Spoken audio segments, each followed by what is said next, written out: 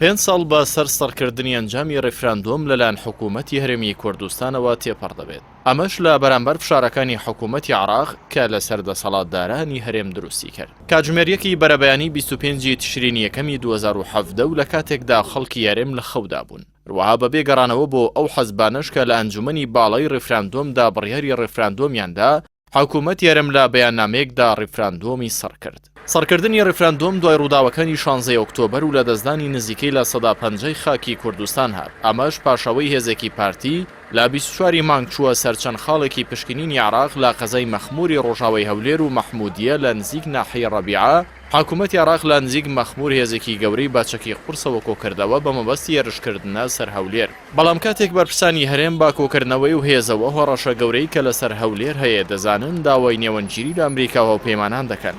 دواتر لە ژێر فشاردا حکوومەتی هەرێم لە بەیاننامەیەکدا ئەنجامەکانی ڕێفراندۆمی سەر کرد و ئامادەی خۆی نیشاندا لە چوارچێوەی دەستوری عێراق گفتوگۆ لەگەڵ بەغدا بکات. جارێکی تر داواتان لێ دەکەم وەرن بۆ بە گفتوگو چارەسەری کێشەکان بکەین. داوا لە بەڕێز حەیدەر عەبادی و هەموو هێز و لایەنەکانی عێراقی دەکەم ئەوانەی بڕوایان بە گفتوگو هەیە دەرگای حیوار دانەخەن، چونکە تەنیا حیوار و گفتوگو چارەسەرە. لە بەیاننامەکەدا حکوومەتی هەرێم ڕایگەاندووە و بارودۆخە گرژ و مەترسیدارەی ڕوبەڕووی عێراق و کوردستان بۆتەوە.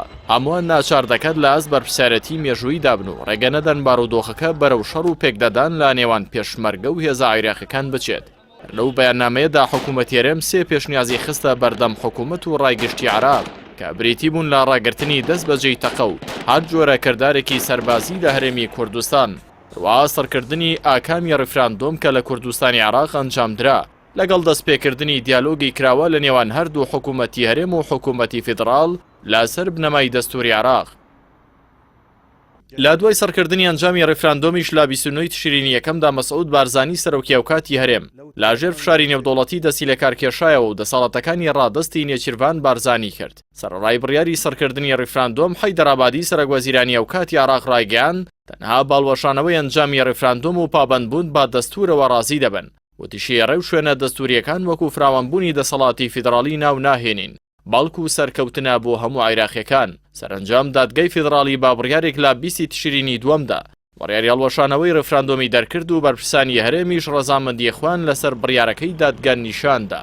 سەرباری هەموو ئەو سازشکردن و لە دەستدانی خاکە تا ئێستا لە نەدەسەڵاتدارەکانی هەرێم بەتایبەت پارتی باشان و باڵی ڕێفراندۆمدا هەڵدەدات و وی لا بەرپرسیارەتی ئەو شکستە مێژوویە دەدزێتەوە کە ڕوبەڕووی گەلی کوردیان کردەوە.